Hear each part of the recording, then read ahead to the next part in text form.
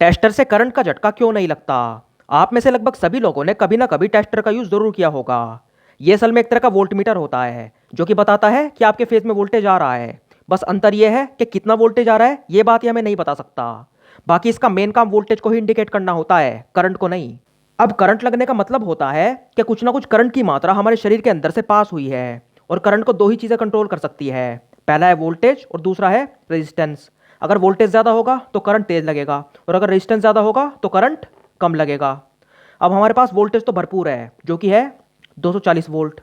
ये इतना ज़्यादा हाई वोल्टेज है ना जो कि हमें दिन में चंदा और रात में सूरज दिखा सकता है। तो यहाँ पे वोल्टेज की हमारे पास कोई कमी नहीं है। तो इसका एक ही मतलब है कि यहाँ पे रेजिस्टेंस की मात्रा काफ़ी ज़्यादा होगी जो कि ज़्यादा करंट को हमारे शरीर के अंदर दाखिल होने से रोक रही है। तो सबसे पहले टेस्टर का रेजिस्टेंस नाप के देखते हैं कि कितना है जिसकी वजह से हमें करंट ही नहीं लगता। तो उसके लिए मेरे पास है मल्टीमीटर जिसको हम सेट करेंगे 2 लाख ओम यानी कि 200 किलो ओम पे। और अब इसको नापते हैं। तो यहाँ पे रीडिंग आ रही है 0, कुछ भी नहीं। मतलब टेस्टर का रेजिस्टेंस इससे भी ज़्यादा हाई होता है। तो इसको हम सेट करेंगे अब 20 लाख ओम यानी कि 2000 किलो ओम पे। इसका मतलब ये हुआ कि टेस्टर का रेजिस्टेंस 20 लाख ओम से भी ज़्यादा होता है। लेकिन इससे ज़्यादा क्या होगा? अब ऐसा तो है नहीं कि इन्फिनिट हो जाएगा। तो इसका मतलब यहाँ पे कुछ ना कुछ तो गड़बड़ है और वो गड़बड़ है नियॉन लैंप की। टेस्टर के अंदर हम यूज़ करते हैं नियॉन लैंप का, जो कि मैं आपको खोल के दिखाता हूँ। ये इसके अंदर रोड है जो कि सिंपली एक कंडक्टर है और कुछ भी नहीं है। और इसको हम इससे खोलेंगे अगर यहाँ से, तो इसके अंदर एक कैप्सूल निकला है जो कि नए टाइप के टेस्टर में ऐसा ही निकलता है। बाकी जो पुराने टेस्टर होते थे उसके अंदर से एक बल्ब निकलता था और एक रेजिस्टेंस निकलता था। और यहाँ पे भी सेम है। यहाँ पे आप देख सकते हो ये छोटा सा हिस्सा है, ये इसका रेजिस्टेंस है जिसको थोड़ा छोटा कर दिया गया है ताकि मटेरियल को बचाया जा सके, जो कि अच्छी बात है। वरना पहले ये जो रेजिस्टेंस है ये थोड़ा बड़ा आता था।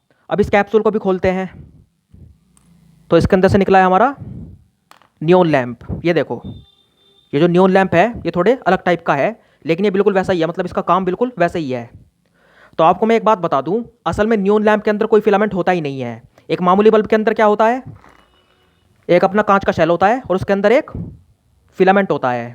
जब भी यहाँ से करंट जाता है तो इस फिलामेंट के थ्रू होकर बाहर आता है और आपका जो बल्ब है वो चमकना शुरू कर देता है। लेकिन असल में नियॉन लैंप के अंदर कोई भी फिलामेंट होता ही नहीं है।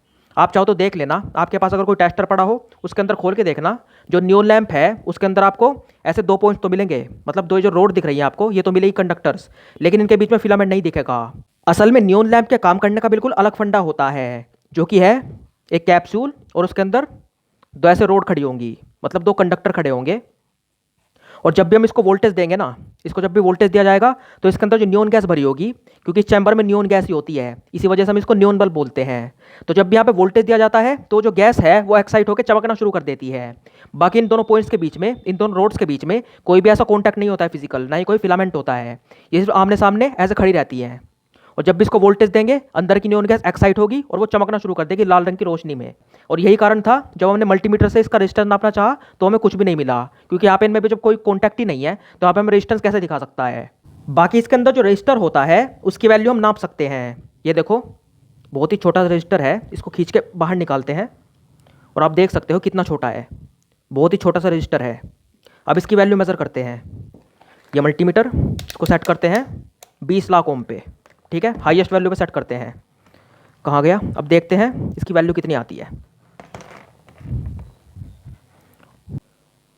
और आप देख सकते हो इसकी वैल्यू लगभग 10 लाख ओम के आसपास है, जो कि काफ़ी हाई वैल्यू होती है। और इसी वजह से हमें करंट का झटका नहीं लगता है, क्योंकि सारा का सारा जो करंट है वो रजिस्टर रोक लेता है। अब अगर हम निकालना चाहें कि कितना करंट इस टेस्टर से पास होता है, तो वोल्टेज है यहाँ पे 240 वोल्ट और I is equal to voltage upon resistance, जो कि था यहाँ पे 10 लाख ओम, जो कि बहुत ही हाई रेजिस्टेंस होता है। अब इसको यहाँ पे डिवाइड करेंगे तो आएगा 0.00024, 0.00024, जो कि बहुत ही कम वैल्यू होती है। और ये तो सिर्फ रजिस्टर की वैल्यू है। जब हम इसे टच करते हैं, मतलब इसको हम डालेंगे फेज में, ये आपका हो गया बोर्ड, ये गया यहाँ पे फेज में और हमने यहाँ पे से टच कर लिया अपनी उंगली से। अब जो हमारे शरीर का रेजिस्टेंस है वो भी इसमें ऐड हो जाएगा। इसका मतलब इसका जो यहाँ पे करंट की वैल्यू है वो और भी ज़्यादा कम हो जाएगी। अब जितना रेजिस्टेंस इसका है लगभग उतना ही रेजिस्टेंस अपने शरीर का भी मान लो, पैर से लेके हाथ तक का। तो यहाँ पे जो वैल्यू है वो हो जाएगी इसकी भी आधी, यानी कि 0.00012, जो कि बहुत ही ज़्यादा लो वैल्यू है। इसका मतलब करंट तो आपके शरीर से पास होता है, लेकिन वो इतना ज़्यादा लो होता है कि आपकी नसें और आपका दिमाग उसके लिए रिएक्ट ही नहीं कर पाते, उनको पता ही नहीं चलता कि आपके शरीर से करंट पास हो रहा है। मतलब करंट तो आपको लगता रहता है, लेकिन उसकी वैल्यू इतनी कम होती है कि आपको महसूस ही नहीं होता है। क्योंकि अगर आपको मालूम हो 0.03 एम्पियर यानी कि 3 मिली एम्पियर, इससे नीचे का करंट हमारा शरीर महसूस ही नहीं कर सकता अगर आपके शरीर से पास हो जाए। और आप इसकी वैल्यू देख सकते हो, कहाँ ये 0.03 एम्पियर और ये 0.00012 एम्पियर, यानी कि ये करंट इससे हज़ारों गुना कम है। मतलब ये करंट है माइक्रो एम्पियर में, मिली एम्पियर का भी हज़ारवां हिस्सा। तो इसी वजह से आपके शरीर को करंट महसूस ही नहीं होता है। और ये इस बात का सबूत है कि आपका टेस्टर वोल्टेज नापता है, क्योंकि जो वोल्ट मीटर होता है उसका रेजिस्टेंस भी बहुत ज़्यादा हाई होता है, जैसे कि टेस्टर का रेजिस्टेंस है।